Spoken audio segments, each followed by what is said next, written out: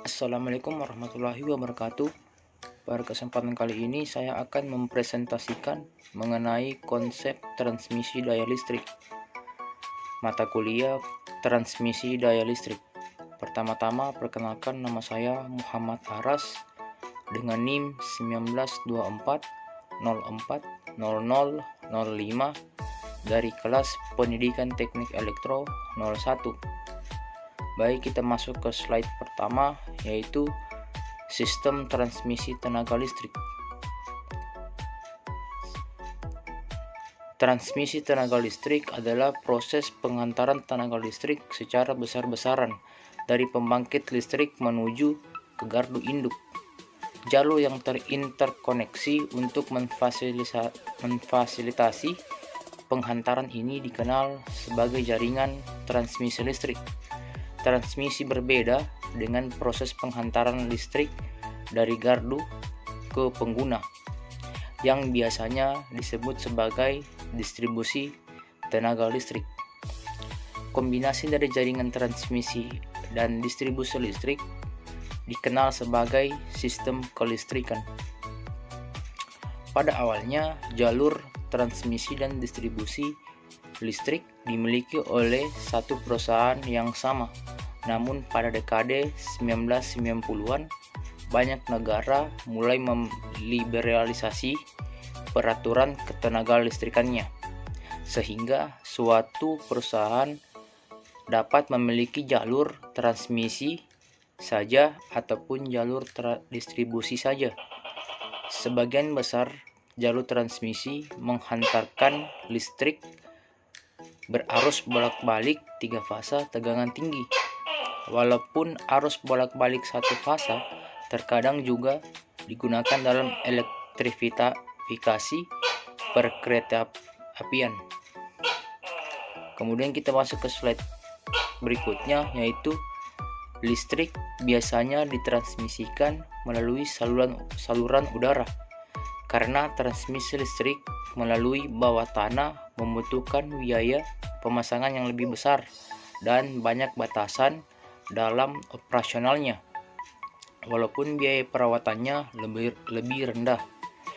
Transmisi listrik bawah tanah biasanya digunakan di kawasan urban dan di kawasan dengan lingkungan yang sensitif.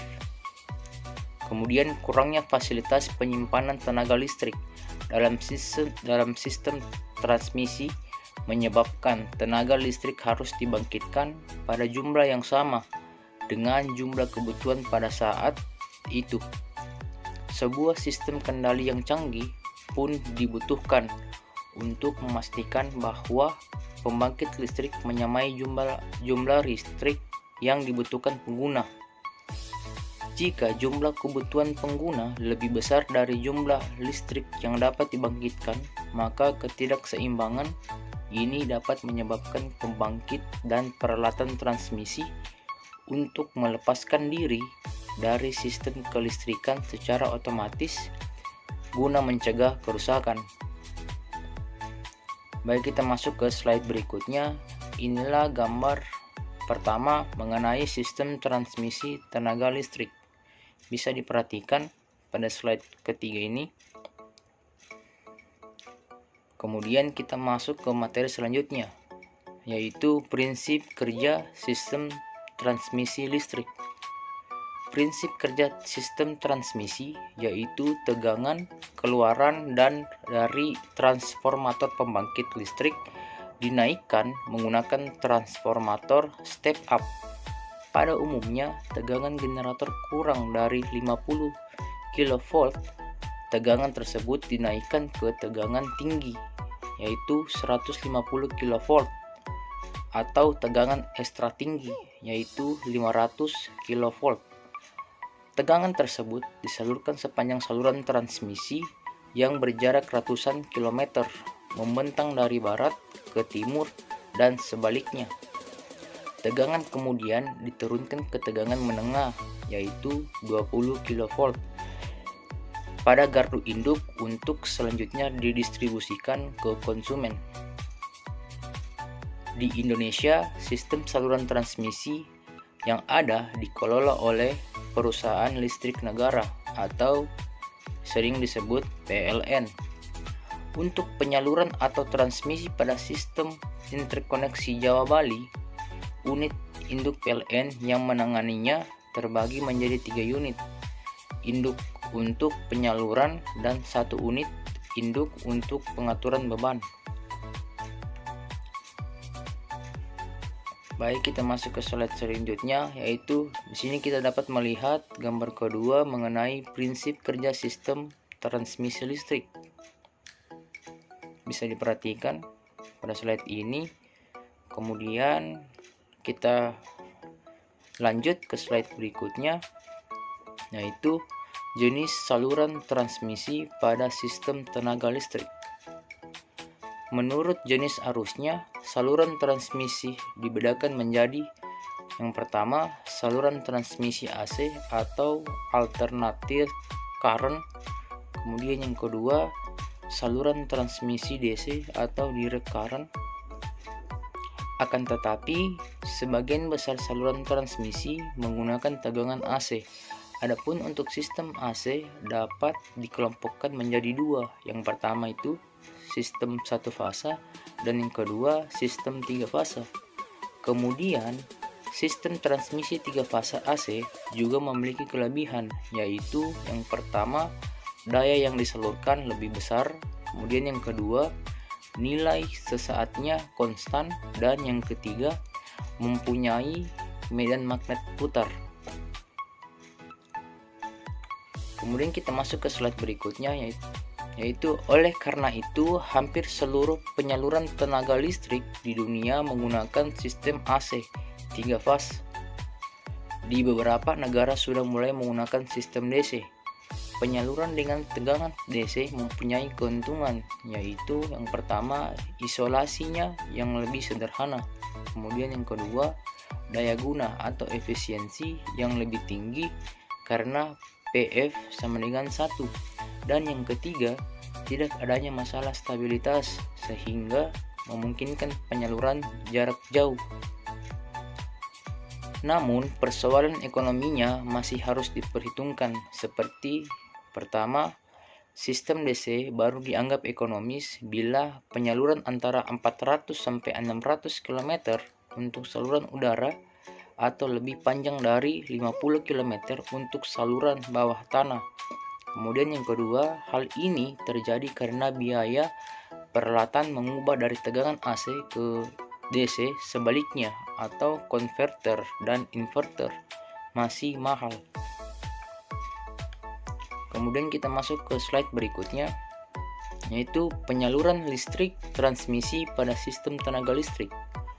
Alur distribusi listrik sampai ke rumah kita melalui proses yang cukup panjang, yaitu dari pembangkit, transmisi, distribusi hingga ke konsumen, industri, dan rumah tangga.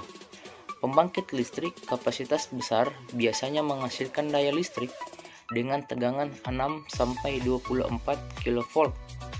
Kemudian dinaikkan tegangan di gardu induk oleh trafo step up atau penaik tegangan menjadi 70 kV dan 150 kV. Untuk tegangan tinggi yaitu 500 kV untuk tegangan ekstra tinggi atau TET. Dari suatu gardu pembangkit, listrik akan dialirkan ke jaringan transmisi dengan tegangan yang sudah dinaikkan. Alasannya, menaikkan tegangan adalah untuk menurunkan arus agar meminimalisir loss daya. Tegangan 150 kV ini akan masuk ke industri skala besar. Kemudian kita masuk ke slide berikutnya, yaitu selain langsung ke tegangan besar, tegangan ini masuk ke gardu induk untuk diturunkan menjadi 20 kV dan bisa langsung digunakan oleh industri skala menengah. Alur berikutnya adalah daya listrik dengan tegangan 20 kV. Dialirkan ke trafo distribusi atau step down untuk diturunkan lagi menjadi 380 volt atau 220 volt. Tegangan 220 volt inilah yang masuk ke rumah kita dan dipergunakan untuk menyalakan listrik. Kita masuk ke slide berikutnya.